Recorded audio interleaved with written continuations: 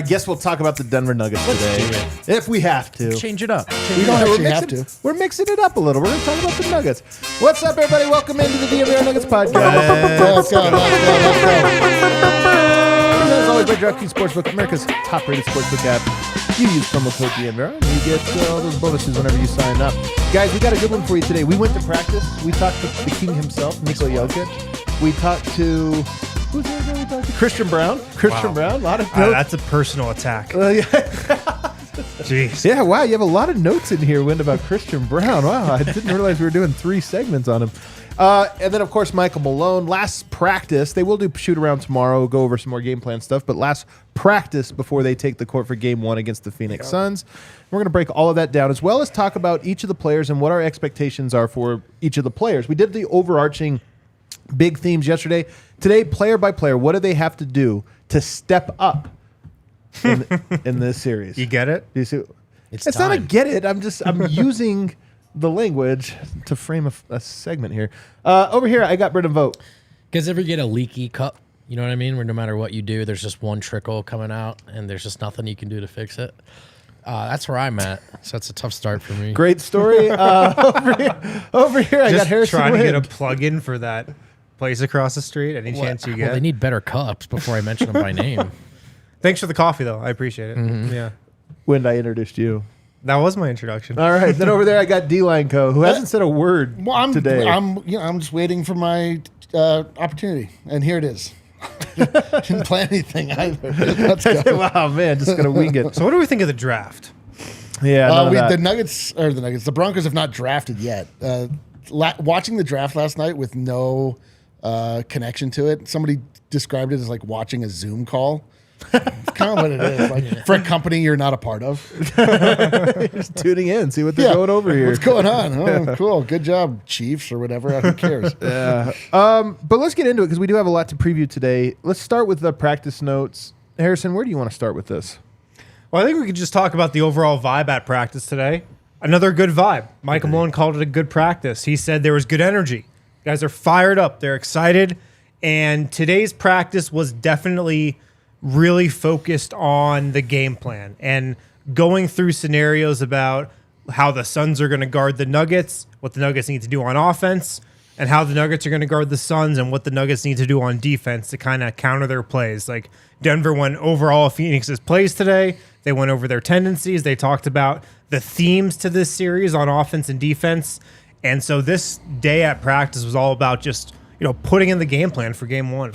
And I will say to both of the points you made right there, we always talk about the vibe, but I see some people be like, I don't care about the vibe, guys. I want the vibe is important. Like the Nugget, I'm serious about this. Like the Nugget. No, I know.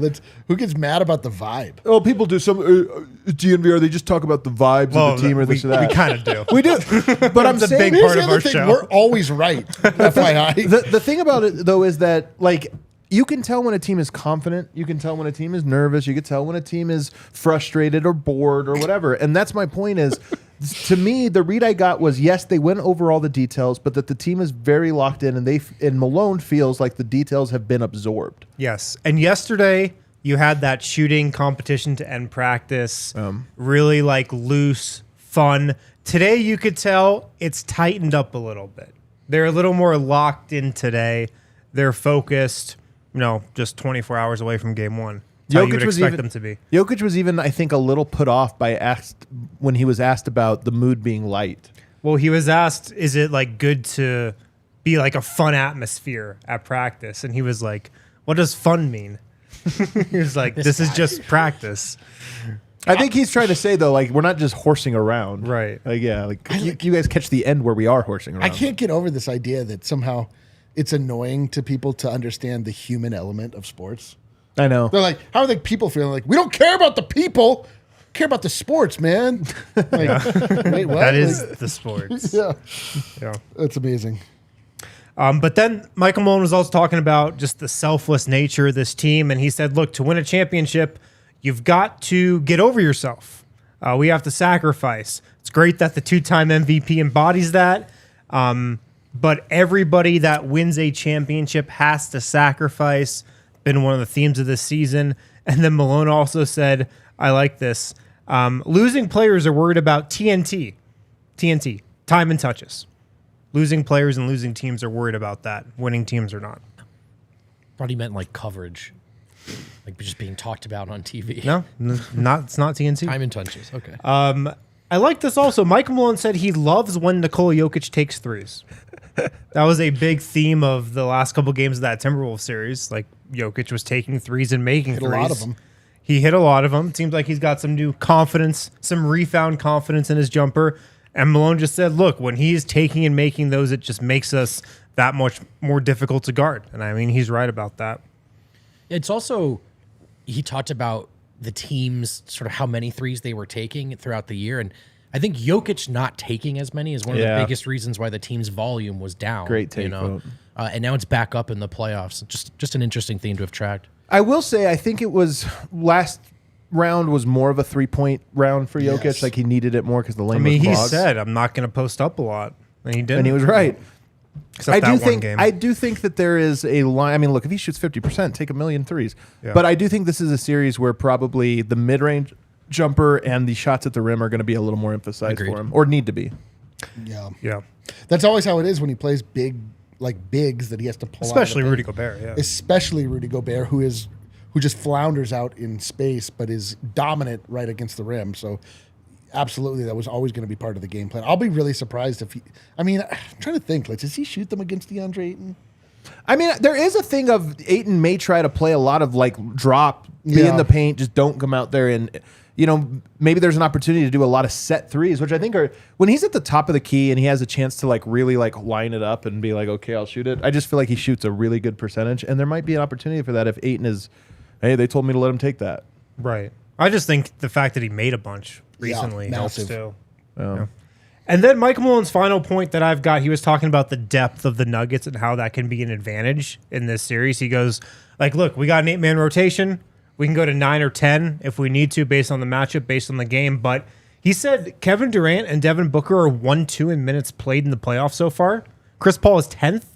The Suns didn't play their bench a lot in round one. The Nuggets did, I think, compared to a lot of other teams. And Malone said Jamal Murray leads us in minutes and is 19th in total minutes in the playoffs. This is a real thing, and we talked a lot before the playoffs started about how if you're a top seed, the luxury is an opportunity to play a quick series. You need at least one. Easy as far as relative to the playoff context. And Denver could not mess around because they got that chance and they took care of it. Yes, other teams advanced in 5, but that's the biggest part of it, is it didn't feel like Denver had to empty the tank to get past 5 games. Whereas a team like Phoenix, obviously, just to have a similar result, it felt like they had to throw way more against the wall. By the way, you know who number 1 was in minutes? Kevin Durant, You know who number 2 was? Devin Booker.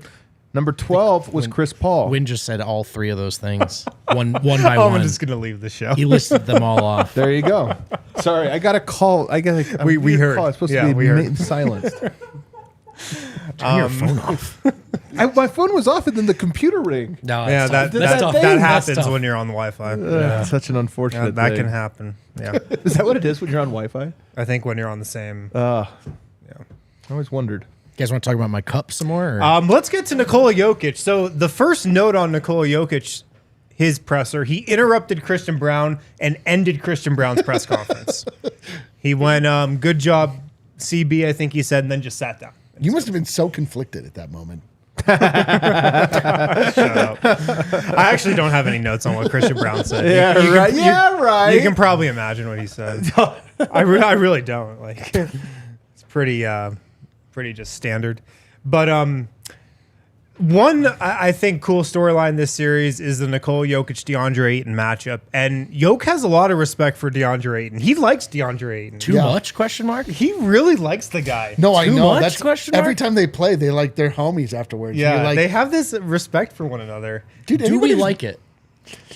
there is such a bond between any players that are not Yep. that are not American. Yep. They're all like, because they're like, now Giannis like fell from grace just a little bit, and everyone's like, "Oh, yeah, he sucks. He's the worst." Like, it just doesn't matter. I saw tweets that were like, "Oh, this is America's game." I was like, "Oh no, this is terrible. This is not what I want." This is America's game. That's hilarious. I mean, you count Ayton as an international guy? I do. He's Bahamian. Okay. I mean, okay. Yes. I don't. But. I do. I mean, obviously, there's levels to this. And I mean, like he Serbia, played high school and like college in the States and grew up here. Look, man, but I do think that look, Ayton is a different guy, man, and there is something about being ingrained in American culture that is just different. That even it's like if you become an expat in another country, the longer you're there, the more you know the customs, but you almost never know them the way that if you were born in it. Mm-hmm. I mean, I that's think sincerely. that could be it. I think this is more why he likes Ayton. Jokic talked about how he's a really talented player. He's obviously not the main guy on Phoenix, but Jokic says that he thinks he has the talent to be a main guy, and he's really good at being in the right spot at the right time and being efficient. Oh, And he said the matchup is going to be fun. my left arm for some Jokic 4D chess. You know what I mean? I'm just saying. I'm glad. I was hoping somebody would bring this up because I was listening to this one. Not full conspiracy corner. I don't think this is like deep 4D chess, but I gotta say, I got a tickle out of the like. You know, they could probably pass to him even more than they do, to be honest with you. It felt a lot like Karl Anthony Towns is their second best player. Yeah, it felt a lot like was that. I'm like, similar. man, he's so good for how little they use him, and that's why I just respect the fact that he doesn't ever complain about them not passing to him. It's really impressive. Most people would rightfully complain about that. Yeah, I think there's something there. We may be projecting. We Well, probably maybe just a tiny bit. I'm just saying it was worth bringing up. Definitely worth bringing up. And then Nikola Jokic was asked about defending the pick and roll. How are the Nuggets going to defend the Phoenix Suns pick and roll? He said, quote, pray. He said, pray. This is Nikola Jokic. Just the way that he's just like, I don't care. He cares. I know he cares. Well, I will say this though. I remember years back, I asked him a question about Rudy Gobert's defense when Favors was guarding and Rudy Gobert blocked his shot a few times. I remember asking him a question, and he was like, "Gobert wasn't guarding me." Like he made a point to be like, "No, f that. It was Favors, not Gobert." Like, so I know that Jokic has it in him to do this, and I do. Part of me does wonder, like, you know who you compliment? The ones you're not afraid of. Yeah. I'm like, hey, great point, Vogt. That was really funny. Jesus. Is it because Anyway. I'm so small? I don't want to drum this up. It's just fun sometimes to try to like read between the lines. Yeah, I mean, It's fun, Jokic went even on though- to say, to your point, look, we're going to try everything. You know, they're really talented. He talked about Chris Paul getting to the mid-range and how he's really good there. He talked about how Devin Booker's playing at a high level, and then he called Kevin Durant probably the best scorer in the NBA. I mean, those are all probably true. Probably. I mean, this is like the thing about Jokic is that he truly is just has respect for basketball. Like he won't ever get out of pocket. He will over emphasize the positive qualities of an opponent versus he'll never just be like, coming in and be like, And I think he means it. And I think he means a fair amount of it too. I think he means all of it, to be honest. He's just telling the truth. I know. just telling the We've truth. learned this that he's never joking or playing No, 4D chess. like, He's literally always just saying the truth. He says pray, and like we laugh at that, but I don't know. He knows it's hard to guard. that doesn't mean we can't play 4D chess, though. Yeah. You know, Do we know how to play 2D chess? I don't actually. I think the 2D pawns. You can sacrifice the pawns. Right? Just on your phone. Yeah, that's all I got from practice, though. Good vibes. This was, again, like the sense you got today was they're kind of turning up the dial. They're locking in on the game plan. Yesterday, fun vibe. Everybody was loose. Today, it was definitely more of like, all right, game one's tomorrow. Like, we're ready to go. And Malone relaxed again. And again, I always say Malone's mood, like when he feels like the team has, done what they can do to prepare for a game, he's relaxed. And he was just supremely relaxed once again today, as was the rest of the team. So to me, I mean, I can't hype up tomorrow enough. Personally, like I just look at this and I go, Oh my part of God. me expected it to be a little different. I don't know how. We knew this moment was coming. I think I expected a little bit more fanfare, just generally speaking. I expected, I don't know, just the city to be a little bit more abuzz, and maybe it will become that over the course of this next week. I don't know. But part of me just sits here and I go, we're 24 hours away from this. 24 hours away from the biggest series of this era. Yeah. And I'm just so hyped for it. So excited. I echo that, man. I can't wait. I've not allowed myself to truly turn the page just because I need to breathe, eat, and get things done. But as soon as I know that when it's game day, I'm going to get just a knot in my step. Like, I mean, this is big. Like, there are so many levels as to why this is big for us, but as far as like the narrative of the Denver Nuggets and threads we've been pulling on for literally years now, there's so much baked in validation for Nikola Jokic, for the construction of the Denver Nuggets, for building the team the right way, for believing in not skipping steps. It truly is the battle of that which we consider good and that which we consider evil. Not that I consider the Suns evil, but just like the constructing your team by just pulling superstars in and one after the next. Like, how are we going to do this? The thing about the NBA that people despise is being embodied by the Suns right now, and they dispatched another one of these offenders in round one, so that was good. But now it's like now we need to have the correct way of living triumph. Otherwise, what are we doing? Right. Do you want to add to that? We all kind of gave our excitement levels. I mean, I can't even. I know Eric's was a little weird. It really got weird at the end. I can't tell when part he's was done. weird. No, I don't know what to do with my hands, man. I'm so excited. Even this Should probably show cover that hole in your leaky cup. I know. Just this show is What a fun. callback. This show is fun right now, but even this, I'm eager, dude. I just can't. Tonight's gonna be long.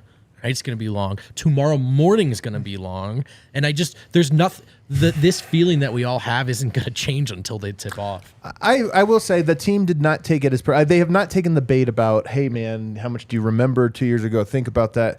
They are genuinely playing it like, hey man, this is two different teams. Yeah. Like whatever. Well, there's only 4 guys that are still on this team, I think. I understand it, but here's my point. The Suns, I believe, are going to go at Jokic. Because they can't in the pick and roll. He's right. Prey is the right answer. Like that is a very tough cover for him. This series, whether he wants it or not, likes it or not, will be a referendum on Nikola Jokic. Oh yeah, It will be. And it can be in the most positive ways, obviously by dominating this one, and it can be in the most negative ways by floundering in this one. And this idea of, I don't take it personal, this or that, you better by the end of it. You better by the end of it. I don't think Jokic ever will.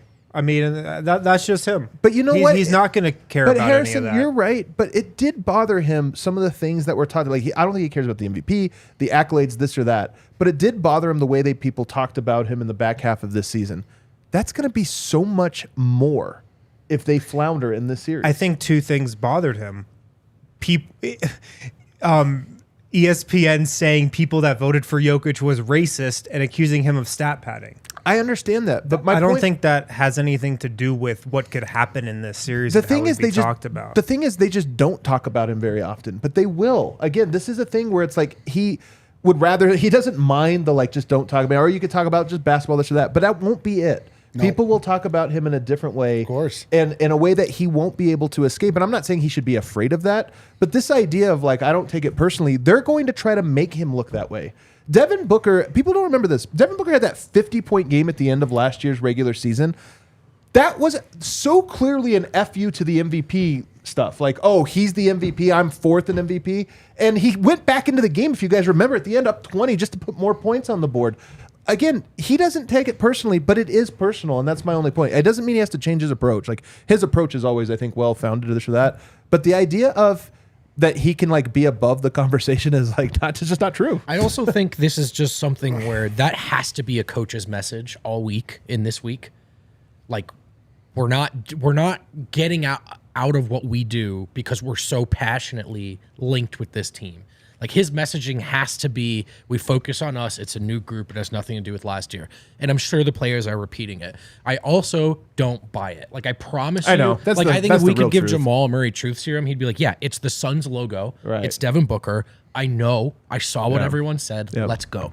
Yeah. That's the thing is Jokic's just playing the way he plays this. Well, the thing about Jokic not wanting to be part of the conversation, he doesn't want to be part of the conversation that is subjective. Right. He wants to be the guy that just does the thing that is irrefutable. That, exactly it. He wants to win, and then what are you going to talk about? The rest of it is what Harrison referenced is just ugly noise, and he took himself out of that subjective part. Right. And this is very objective. I mean, but you just have to look only as far as Giannis. Like I just said, like Giannis is taking shrapnel right now. Like Right. Giannis's legacy somehow is being. It's only because this is You what never happened. escape it. It truly doesn't matter. You hit all of these plateaus. You're like, well, unimpugnable, and you're like, no, you're not. No, you're right not. now. No, you're not LeBron James, Yeah. 4 championships. Steph Curry, 4 championships. You're Yeah. still a bum if you lose the next game. All right, let's take a break. On the other side, we'll start to get into the deep dive on each player. Fubo TV, FuboTV.com/DNVR. Go there to sign up. Get 15% off your first month of Fubo Hell yeah. Pro. You get 140 live channels, sports shows, movies, and news. You can stream it from any device. Watch the most Colorado sports, the Nuggets, the Avs for the lowest price. Scan that QR code. Go to FuboTV.com/DNVR. Sign up. Start watching immediately. Boom. Immediately. Boom. Right away. It's actually great because it's internet based. You find yourself out and about, and you're like, oh man, I really want to watch that. You're like, oh right, I can just pull it up on my phone and watch it. Yeah. It's great. Watch the Nuggets and Avs playoff run on ABC with Fubo TV. Go to FuboTV.com/DNVR, FuboTV.com/DNVR to sign up for 15% off your first month of Fubo Pro. Avs getting a win tonight, Eric? Man, they're getting Cale McCarr back. He was suspended for a game, and there is some. I don't know what's going on with Val Chushkin. Very so there's strange. some weird things happening They're with this done. team, but I don't know that they're done. You're talking about the defending champs, so I don't think they're done. well, listen, I'll be here. I'll be here. Come hang out. It's gonna be I'll be here too. yeah. I mean, where's mine? Even if it was too far. Take on the sun with gear that's built to last. Check out Shady Ridiculous. Rays. They've got really affordable sunglasses at way better prices than you've probably been paying at I have all an those anecdote, Wind. expensive brands. I can't find my Shady Rays right now. But How is that- Can't find your is that Shady a problem Rays? for me though? Is that a problem for me that I lost my Shady Rays, Harrison? No, it's not because This is the vote policy. They should just call it. We have the Brendan vote policy. It's true. The vote and Susie. if If you I could- lose or break your Shady Rays, even on day one, they will send you a brand new pair, no questions asked. What's up, So, Shady Rays? ShadyRays.com, use the code DNVR. If you hit them up continuously about losing your Shady Rays, I might don't be a know if problem, they will yeah, keep right? giving you. They will. With You're, the policy. No, they will. If you hit them up every Trust single me. day about losing them, I don't know, but if you lose them, don't worry. ShadyRays.com, use the code DNVR, 50% off 2+ pairs of polarized sunglasses. Try for yourself the shades, rated 5 stars by 250,000 people. All right, let's get into this. I want to start talking about these players here. So let's start with Jokic. We can start with the king himself. My first note for him, this sounds so simple. Listening to the PHNX guys, just kind of saying the general temperature, what people expect. I kind of think they're going to guard him straight up early to go and just say, let's see how Ayton handles him. He has to crush Ayton. He really does. That can't be a viable option for him. Now, look, Jokic's worst series, I think he averaged like 25 a game or something like that. Like he scores in the playoffs. But I think he has to make it definitive against him. He has to be the most aggressive version of himself because he can draw fouls, he can put points in the paint, and there's just something too when you score in the paint, it feels worse than other ways. And I think he has to break that immediately. It's my job number one for him. So I don't really worry too much about this, but the Jokic respects Ayton thing. Turn it off for a week, man. Just Again, does he though? Like I don't think I- he expects this. I'm afraid to shoot. I know, but I just want to see that follow through. I Oh, want to see I that see. You're saying embarrass him, not embarrass Yeah, him. I see, Like I see. not like he's food and he has to be. And got I you. think, talking with Gerald for PHNX, sure seems like they're going to try to double cover him. I think they have to. Who's the help side guy? It's Kevin Durant, who's playing 43 minutes a night. I don't think it's quite the same thing as, Favors and Gobert and all that. So there's a huge opportunity for Jokic to set the tone in the first two games and just say your plan A does not work defensively.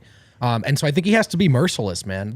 That perfect triple double that he dropped on him in his second ever professional game, like give him memories, give him some bad memories of that.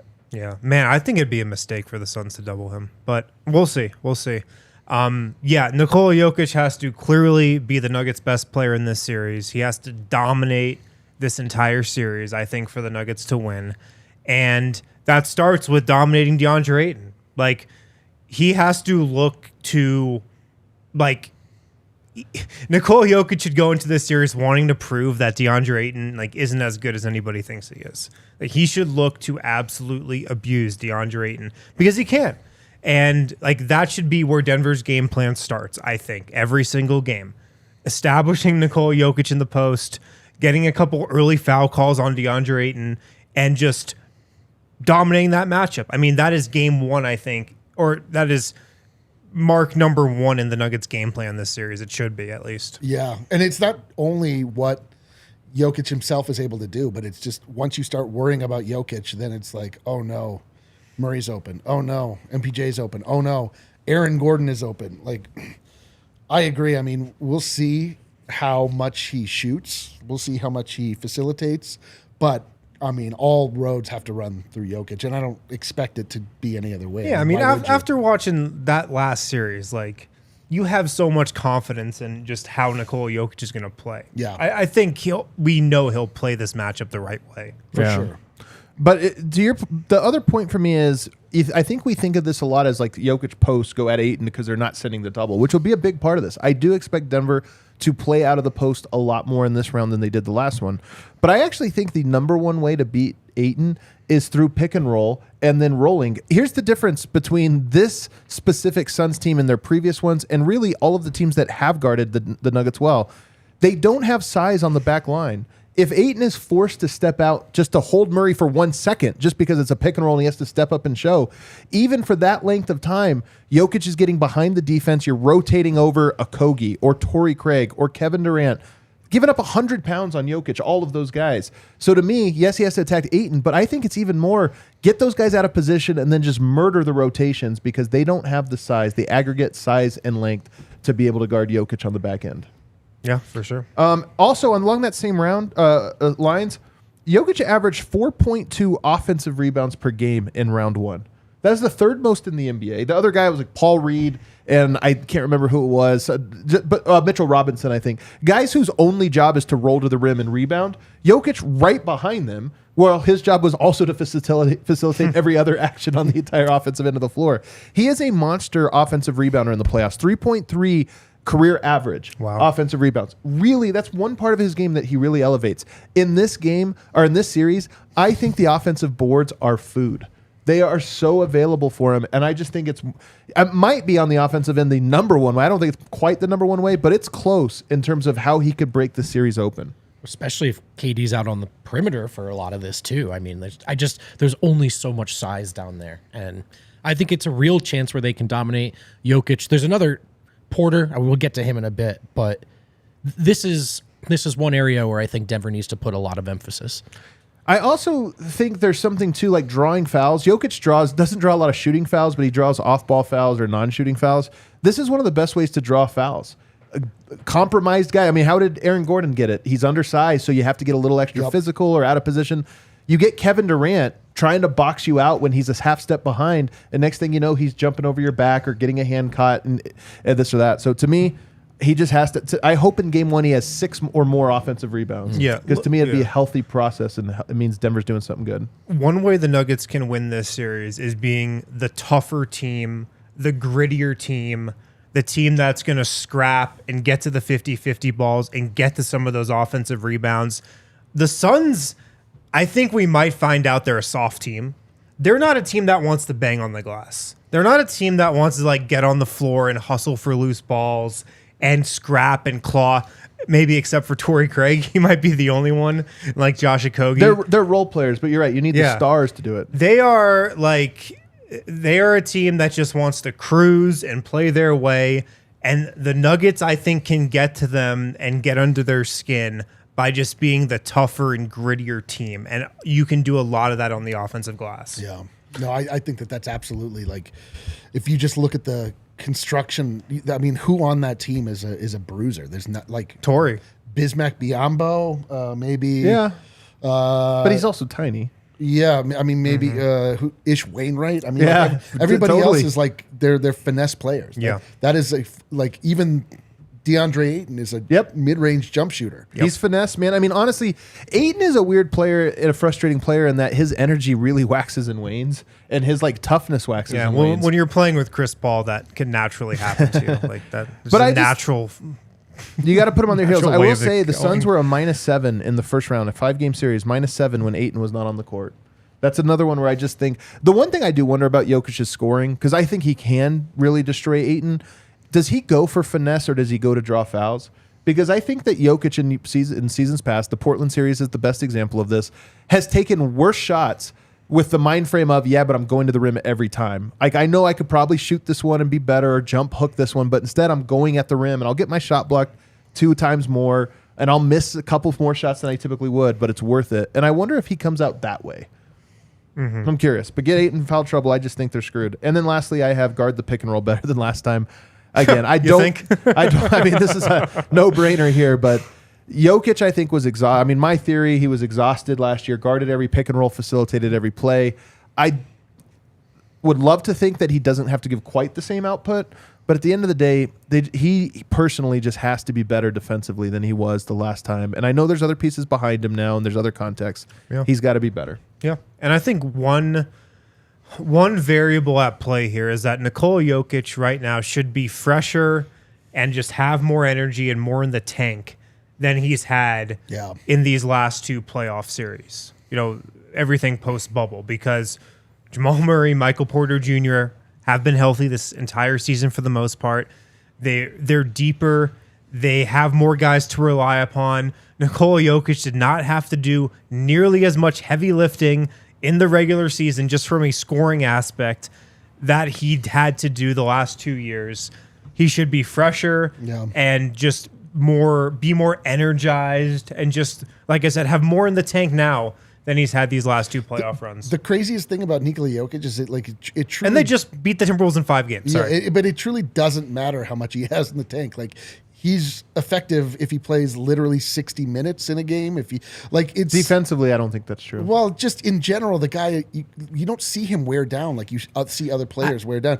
The biggest misconception about Nikola Jokic is his energy and his fitness and his ability to. I mean, I agree, more is better, but I'm just saying, like, I've never really been like, oh man, he's gassed. It's sort of just He's in like, better shape than given credit for. He's in incredible shape. Jokic is the most confusingly in shape person you've ever encountered. But I think he's mentally tough too. I think a lot of being in shape is how much. Exactly. Like, it doesn't matter if he's just like, well, it's job needs to get done. Like, I'm tired, doesn't matter. But Wind is right. The energy matters, and on the defensive end for sure.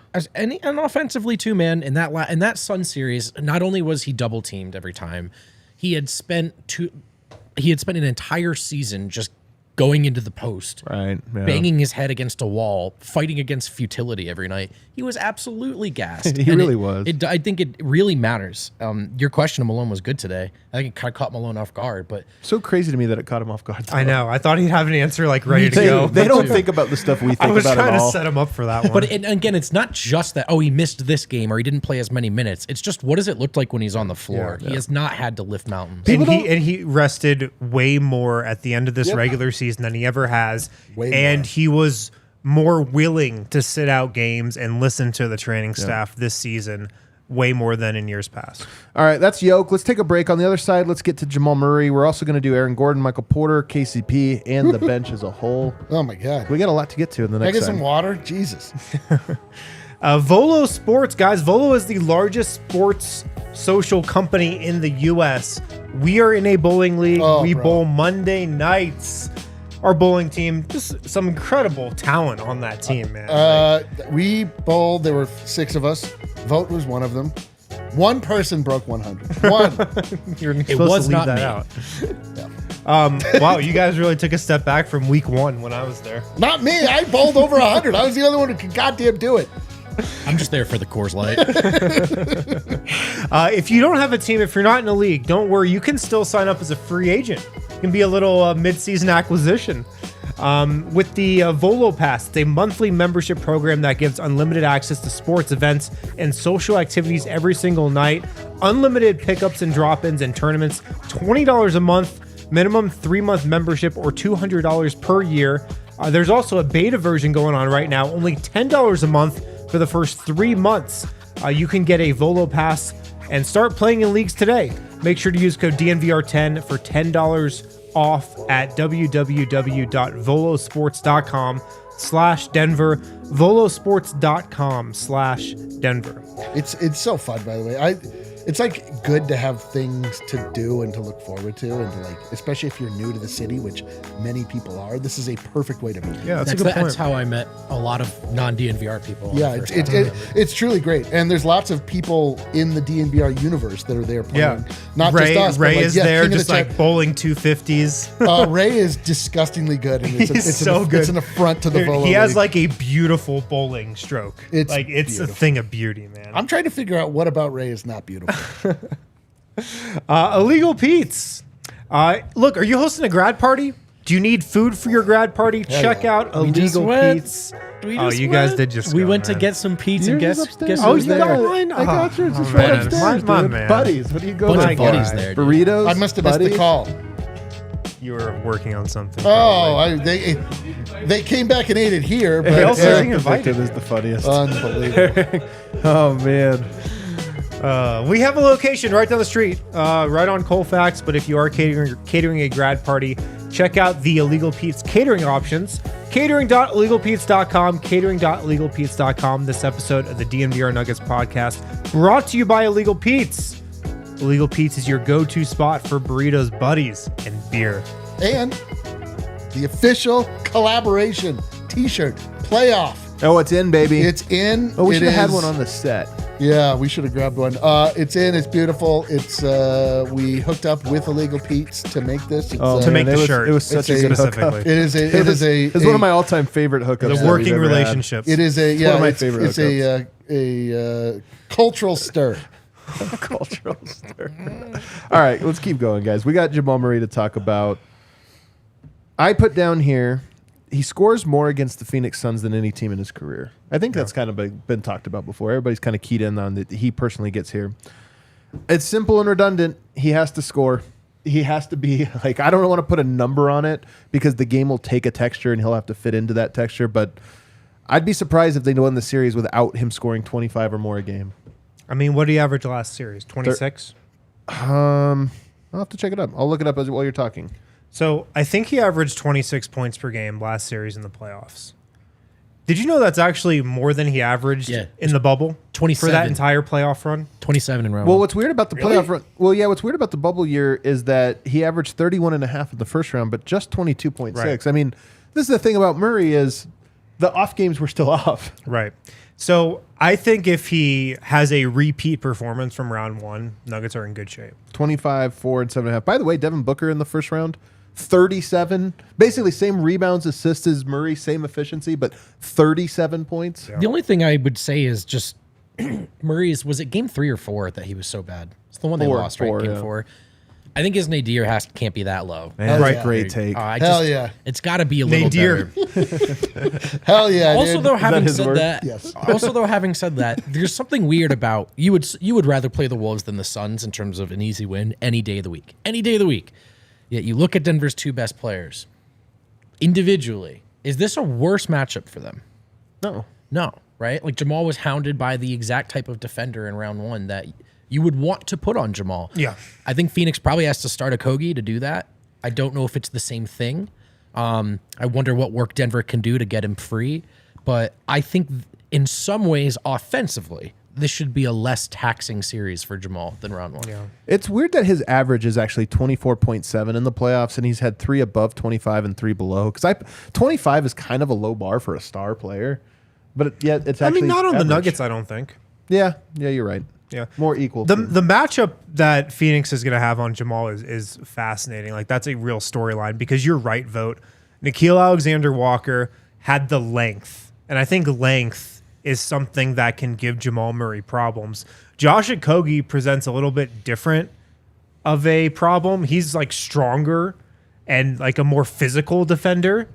So I'm curious to see how like Jamal is able to operate against him. I think he handles strength better than Yeah, length. that's my first thought. Yeah. Or it's Torrey Craig is the other option, which There's length as well. length, but also Jamal knows him. Yeah. I don't know. Torrey doesn't. I think the Suns continue to start Torrey Craig just because he was playing well, and their first adjustment is Okogie. okay. Here's another one. He really needs to get better at drawing fouls. This is more of a player profile but it needs to happen in this series too. I mean, he's not explosive or getting to the rim like he used to. That's one piece of the old Murray that hasn't fully come back consistently. So if you're going to get into him, if Okogie's going to go press up on him that way and he's not going to consistently get to the rim and finish, again, maybe he does in the series. I hope so. But if not, you got to draw fouls. That's one thing about Nickeil Alexander-Walker. Didn't really foul Murray very much. And it's very rare for a guy to play that close a defense without fouling. You got to get a little bit better at making guys worried to be that close to you. Yeah. Yeah, the thing that Jamal, I'm hoping he brings is obviously scoring, but it's those like psychologically damaging shots, like those when you're like buried in the corner and like you can't even see Jamal, and like suddenly the ball just arises and goes in the hoop without even touching any part of the rim. And you're like, good luck.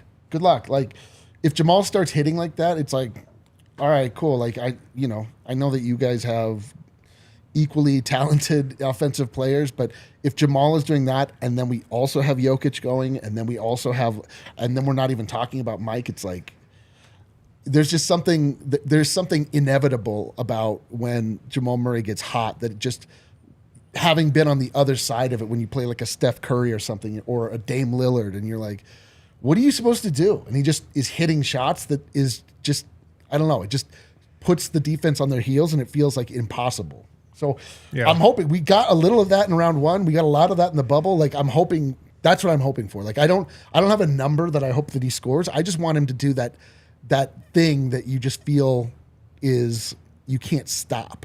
They haven't been punched in the mouth very often in their 3 years. I know it's a new team, but like the core guys, and let's be honest, Booker in particular hasn't been punched in the mouth a whole lot.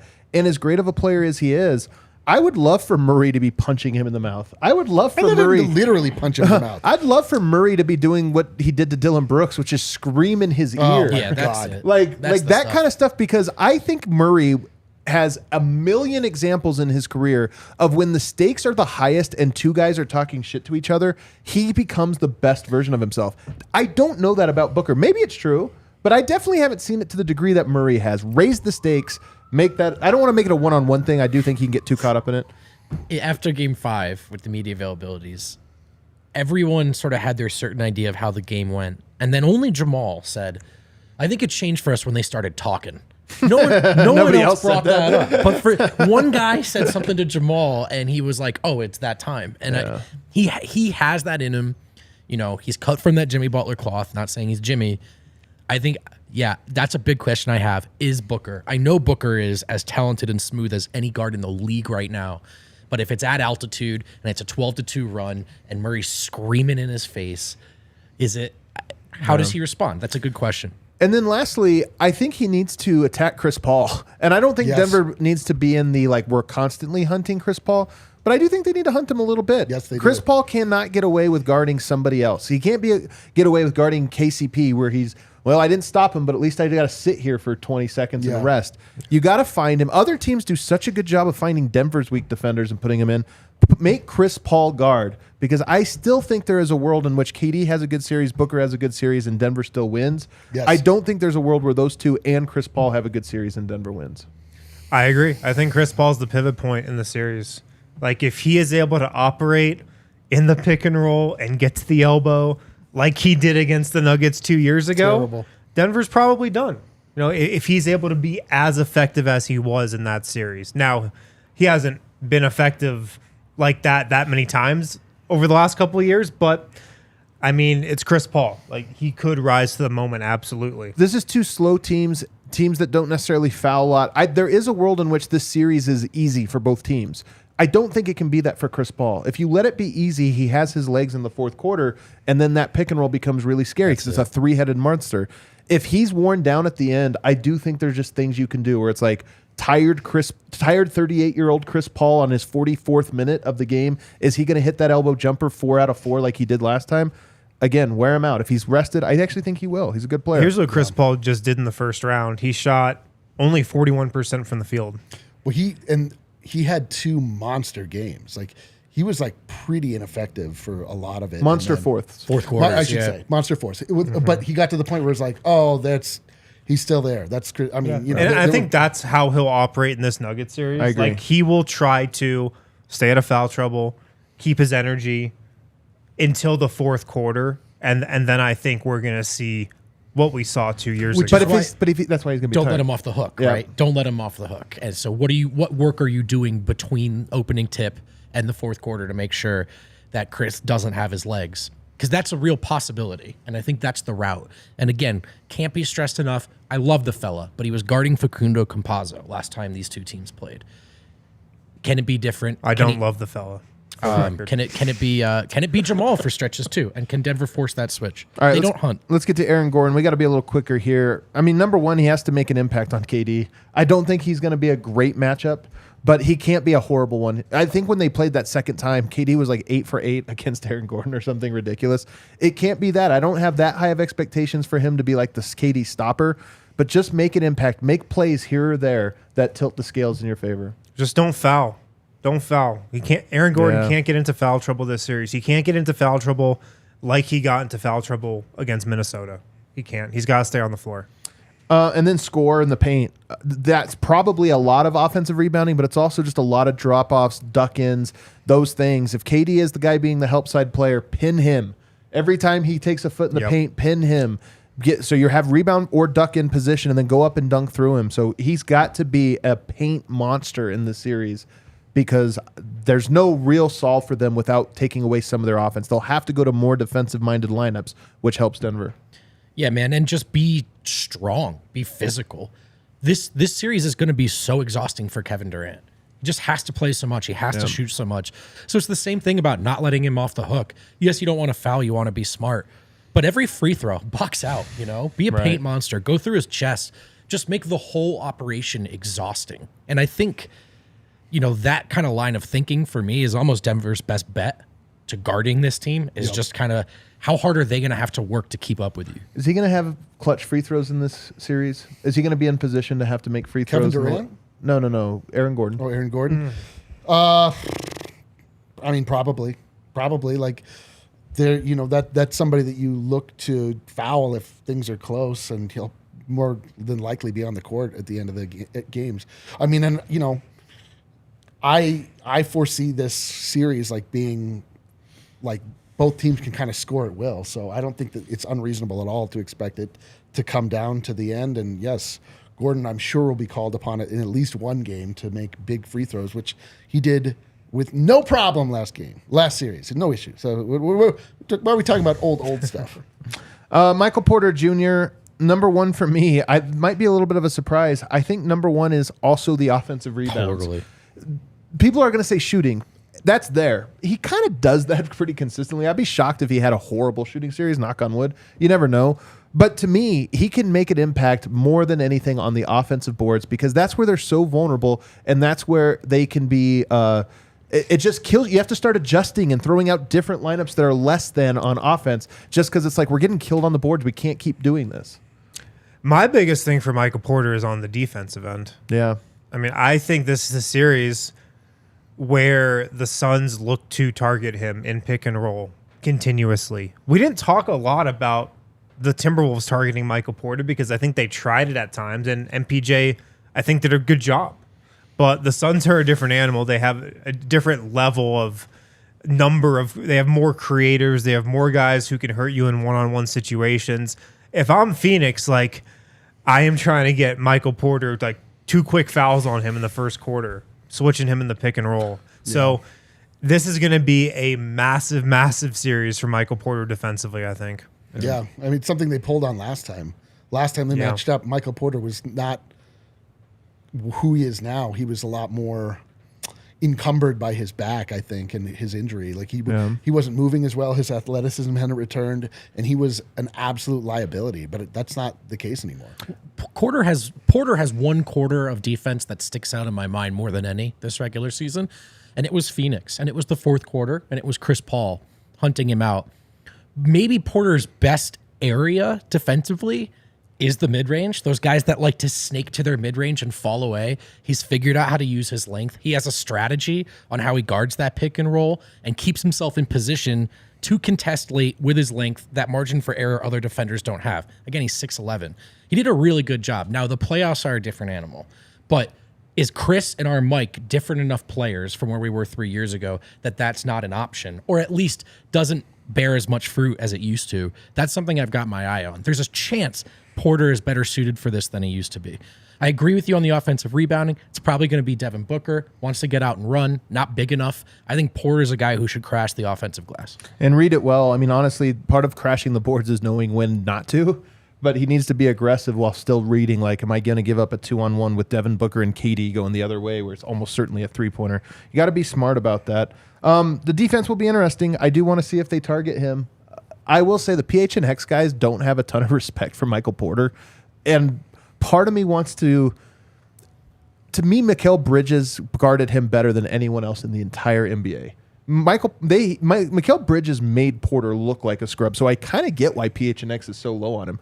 I would love for the tables to turn in this series because he's not here, and all of a sudden it's like, I guess we can't hide Devin Booker on Michael Porter. He just hit 5 threes in a row because little Devin Booker is just nowhere close to his height. He pulled down 3 offensive rebounds, and like, this is too small. Oh, man. Too small. This is a massive series for just the narrative on Michael Porter because we're so much higher on him than everybody else outside of Denver. For sure. Because how everybody thinks about Michael Porter is they just think about the guy from 2 years ago in the playoffs. Like, that's everybody's opinion on him. Nobody knows about his improvements on defense this season. Nobody knows about how well he's meshed with the Nuggets starting lineup. Like, this is a massive series for just the narrative around him. All right, let's take a quick break. On the other side, we still have Michael Porter Jr. as well as the bench, and we'll give our X factors. Breckenridge Brewery, the official beer of DNVR. Check out the Mile High City Golden Ale. If you don't know where to get it, check out the Breck Brew beer locator. That will tell you where to get Breckenridge Brewery. Just type in your zip code. It locates Breck Brew for you.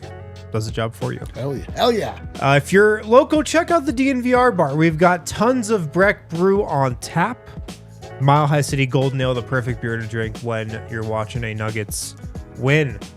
Also at DraftKings Sportsbook right now, tons of stuff to bet on. It's NBA playoff time. That means big hoops action with DraftKings Sportsbook, an official sports betting partner of the NBA. Get in on the excitement of every game with the touch of a button. New customers can make a $5 pregame moneyline bet and score $150 in bonus bets if their team wins. Plus, everyone can score a no-sweat same-game parlay right now every single day during the NBA playoffs. Make sure to download the DraftKings Sportsbook app now. Sign up with code DNVR. New customers can make a $5 pregame moneyline bet and score $150 in bonus bets if their team wins. Only at DraftKings Sportsbook with code DNVR. Gambling problem, call 1-800-GAMBLER. In Massachusetts, call 800-327-5050 or visit the gamblinghelpline.org. In New York, call 877-8-HOPE-NY or text HOPE-NY to 467-369. In Kansas, call 1-800-522-4700. On behalf of Boot Hill Casino and Resort, 21 plus in most eligible states, but age varies by jurisdiction. Eligibility restrictions apply. See DraftKings.com/sportsbook for details and state-specific responsible gambling resources. Woo. Also got to throw out a DraftKings Sportsbook pick of the week. Oh, boy. The Nuggets, guys, are 2.5-point favorites in game 1. Line hasn't moved. The line has not moved, and I am taking that. Nuggets minus 2.5. I'm taking the Avalanche money line tonight. Let's go. Oh, I love it, baby. What are the Avs? Battle are mode they, D-line. Favorites or underdogs? I think Probably underdogs They're on the probably road. they're on the road. They are favorites. I'm taking it. Minus 155. I don't listen. Money's money. All right. That's the DraftKings Sportsbook pick of the week. I like it. Let's get into KCP here. It's funny, man. I feel like everybody has really big takes for Murray, Jokic, Porter, and Gordon. KCP, to me, it's pretty simple. I don't think he can shut down Devin Booker, but he has to make an impact there. When I keep thinking about, I feel like this is more of a KD series than Booker. I was arguing with Matt Moore about this. Matt Moore thinks that Booker is going to absolutely roast Denver's defense in this series. Can't happen. I feel worse about if you told me Booker has a great series. I feel worse about that than if KD has a great series because KCP is here to guard this type of guy. He has to make an impact. Yeah. And I mean, it's going to be like a full team effort. KCP's got to be great defensively. Christian Brown is going to spend a lot of time on Devin Booker in this series. Bruce Brown. I think Bruce Brown could guard Kevin Durant as well. I think you could see that matchup. But Russell Westbrook just guarded Kevin Durant. But I think this is going to be a real test of Denver's defense. Like last series against Minnesota, Timberwolves aren't a great offense. The Nuggets should have been really good defensively, and they were really good at times. But like this is the type of team that Denver made these moves for KCP, for Bruce Brown, for Christian Brown. This is the type of matchup that Denver made those moves for, and now we're going to see it.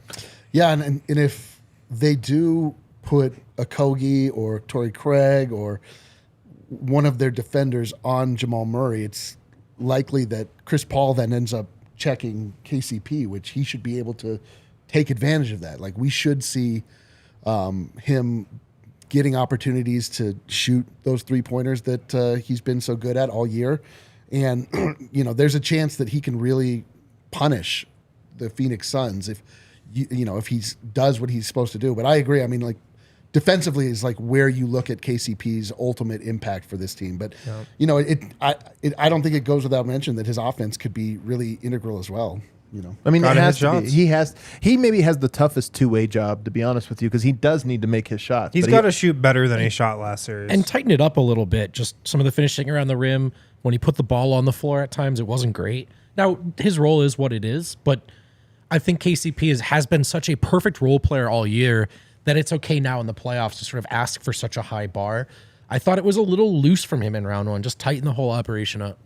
Devin Booker, again, last series, shot 60% from the field, 47% from three, 86% from the foul line, averaged 37 points per game. I'm not kidding when I say crazy. He had the same stat line as Murray's best series, but plus 6 points. That's He is crazy. absolutely coming into this series on fire, and KCP has to do a really good job of shutting him down. All right, let's get to the bench here. Big questions about who plays. Jeff Green played 22 and a half minutes per game in the last round. Over or under that vote in this round? I'm going to say under because I don't think Gordon will be in quite as much foul trouble. Yeah. It's pretty. I'd that's say simple. slightly under. Yeah. Yeah, it'll be close. I mean, I imagine Malone will deploy him to check KD a lot. Like we'll see how that plays sure. out. But He I will. can see that. Yeah. I can see him looking at that as like an ideal, just physical matchup. So they didn't have, they felt like Towns is really a 7-foot guard, and they used the backup lineup of Jeff and Aaron Gordon. Do you do that against Bismack Biyombo? He's not tall, but he is strong. Yeah, I think you start that way. Absolutely. I mean, I feel definitely confident about that. The way you would pivot, though, is if Aaron Gordon, gets in foul trouble. Like, that is the pivot there, and then you go to DeAndre Jordan. I mean, that's the other option. Right. I'm just curious because Biyombo is more of a true big, and his job is more defined. Go rebound, go set hard screens. And I just wonder if they're like, hey, we need a real big. I mean, this is what they were talking about going into the playoffs, is that Aaron Gordon was going to be used as the backup 5 more often than not, which I don't love. I mean, I wish we had a more serviceable backup 5 that we got maybe at the trade deadline, for example. But here we are. So, this seems to be the strategy that they want to go with, and so I hope it works. You know who the best offensive rebounder is on the team? DeAndre Jordan? Thomas Bryant. Oh, Forget about it, Adam. Can you imagine Thomas Bryant guarding the pick and roll No, with I these can't. guys? But the bench storyline is so hilarious because the Nuggets are playing a bench lineup now. Bruce Brown, Jamal Murray, Christian Brown, Jeff Green, Aaron Gordon. Do you know how many minutes that lineup played together in the regular season? 20. Zero. Oh, cool. Zero. Yeah, and they didn't. And they killed it in the first round. Yeah. Nuggets were a plus 20-something with Nikola Jokic off the floor in the first round. That lineup crushed it, did not play a minute together in the regular season. Upset of the playoffs so far. Second series in a row where we're going bench, advantage Denver. Right. Who saw that coming? Well, that is the truth of the bench in general, though, is they do have to win those minutes so much that they can't get away with one of their stars on the court. I mean, 44 minutes per game, 43 minutes per game, I think, for both guys. That's a lot of minutes, man. Make them do it again. Just make them keep doing that. I think eventually they'll break down. And then I actually think this is a huge series for Christian Brown. It's for Bruce Brown and Christian Brown both, but Christian Brown to me takes an elevated role. He played great defense on Devin Booker And KD, he played great defense on those guys in the regular season and a pretty meaningless game. I just look at it and I think Jeff Green's minutes might go down a little bit, and I think Christian Brown's minutes might go up a little bit in the series just because of need. I would be okay with that. Agenda hours. Yeah. It is surprising. I mean, it seems like the bench was effective because they were so good defensively. Their scoring came every now and again, but like there would be stretches where nobody scored for like three minutes, which that's what we said all season. Like if you can just hold court, hold serve, essentially, like they're not scoring, you're not scoring, and time is ticking off the court or clock, and you're just waiting for your starters to get back on the court. I mean, it was effective in the first round. I'd like to see them do a little bit more offensively than we saw in round one. The Suns are also so small. The Suns play Biyombo off the bench. They don't play another big man. Yeah, it's very, very... Bismack Biyombo and DeAndre Ayton are the only two true big men that the Suns play. So naturally, yes, I think the Nuggets could go smaller. So I think the energy that Christian Brown's going to have to put out in the series is going to be pretty high. And so I expect his shot to be weak just because, that's a big factor in how you shoot. How tired are you? But tiny little bench lineup, tiny little combo lineups, Christian Brown can eat on the offensive boards. He is so good at crashing the boards from the guard spot. And there's nothing worse. When you're a Devin Booker and you have to go up against a KCP, the starting lineup, when the subs come in, even if you have a good lineup or a good defender, it's like, okay, well, I only have to worry about that. If it starts to get I have to box out every time too. It's just so exhausting. You never get a break where you get to do something easy on the court. Christian Brown to me he can win a game in this series by just eating the offensive glass in his 18 minutes. If he plays, he will. That's the thing about That's the thing about Christian. Is he on the court or not? But, he is. He's in the series. I actually think he plays a lot. And so I just don't. Those things take care of themselves when he's on the court. That's his game. He'll be that guy. God, I just finished my Nuggets fan fiction blog. I just put the finishing touches on You're it. blogging now? Yeah, Nuggets fan fiction. I wrote a whole passage about P-Watt coming in and shutting down Kevin Durant. Delicious. That only happens if the Nuggets are like down 3-2. I know, it's not going to happen. That's why on the road in game 6. Hey, actually, that's the fan fiction. Nuggets up 2-0, and on the road, it's kind of like they're down 20 in the fourth. Like, all right, throw P-Watt out there. Saves the game. Unbelievable. Unbelievable, dude. It's so unbelievable that it might be believable. Look, man, there's a real chance he plays in the series. I hope think so. It's great, but I think there is a real chance, like 1% is real. Yeah. God damn. I mean, I think he plays if something goes wrong. Like, I think that's more of exactly. a like crap. Something's out of control here. Who's the X factor in the series? AG. It's Jamal Murray for me. I mean, Jamal Murray, I think, determines if the Nuggets win a championship this year. If he plays at the level or higher than he did against Minnesota, I think the Nuggets have a great shot to beat the Suns. If he doesn't, I think it's going to be really hard. I really think it's as simple as that. And I'll go with Mikhail Porter Jr. I just think he can. I think he can be the difference between these teams who have their foundations of talent. And if Porter plays his best series, I think it's the 5 to 10% Phoenix doesn't have. I know Chris can still do it in fourth quarters, but Phoenix is going to be locked in on Jokic and Jamal, and they'll still get theirs. But is there a chance that, like so many teams have done this season, they're not as worried about Porter as they should be, and he can catch them by surprise and be the difference? I think yes. I think there's a good chance Porter gets more open shots than he did in the last series by a good margin. This is not a good defensive team. This is not a team that has defensive chemistry even because they haven't played together. So there is an opportunity for a lot of those breakdowns, and those breakdowns when you play against Jokic's Nuggets often are wide open three for Michael Porter, and you're asking, how is nobody out there near him? Yeah. Knock them all down. And for me, it's Aaron Gordon. It's just, granted, not the same teams, not the same scenario, et cetera, et cetera, et cetera. But some of the players were on the court for that Christmas game. That was one of the best Aaron Gordon games of the year. He has so much ability, like his ability to muscle and bully and take advantage inside is going to open up so much for the rest of the Nuggets. It's going to help the spacing. It's going to help this and that. It's going to be a safety valve for Nikola Jokic. I mean, playing in that dunker spot, also cutting. There's just a lot of room for Aaron Gordon to operate. And, especially if we get into this thing where we're just trading shots, mid-range shots for long shots, like take the highest percentage shots, like get inside and just punish them close to the rim. That to me is a very simple path to success for the Denver Nuggets. The people want to know if you've had a vision. I haven't, dude. No, listen. As soon as It could come tonight. if the first, Make sure you you'll get a be good night's you will be sleep the tonight. first to know. I promise. I will tweet about it. I can't fault, but I have to be true to myself. I can't fake a vision. That's what fan fiction is for. That's not vision based. That's desire based. That's my PWAT stuff. There you go. My X Factor, I'm with Eric on this one. I think it's Aaron Gordon.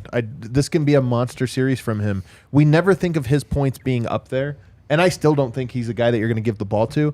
But I do think there's a chance where he is just in the dunker spot over and over and over and over again. And it's one of those where you look up and it's like, wow, AG had 29 tonight. Yep. And you don't remember necessarily any of them that stand out. It just agree. was drop off, dunk, drop off, agree. dunk. And it just adds up to where you're like, man, they really don't have an answer for that. Yes.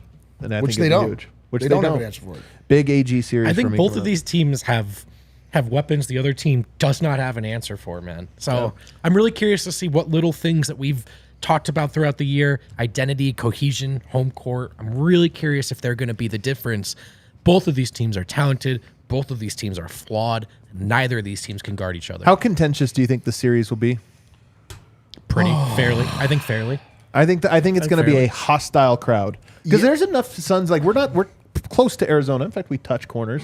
We're close enough that there is like enough Phoenix people that live here. Yeah. They've been a trendy team. KD's I jersey. saw a freaking guy in a Steve Nash Suns jersey on Colfax when I was driving. Well, the homeless don't count. I'm just saying like the other ones. What were you going to say, Eric? Look, Freddie says my vision was completely wrong last series. No, it was not. Well, first of all, it was that there would be a series. That was It the was that they vision. were going to play the Minnesota Timberwolves. Yeah. My vision didn't go any further. Well, I just said I was troubled. troubled by the But size. that was me waking up and being like, "Oh my god, we're going to play the Wolves." I'm terrified. I love this one. I think it's going to be a very contentious series. I would not. Oh, be God, surprised. Revisionist history. Dude, listen. Revisionist history. Revisionist. Oh, got it. Dumb. Listen, the last time that these two teams matched up in the playoffs, it was the most contentious. It was the most disrespect. It was the most like online in the online community. Like the Phoenix side of the world was like they really, really went in, and they refused to acknowledge that Denver was limited in any way.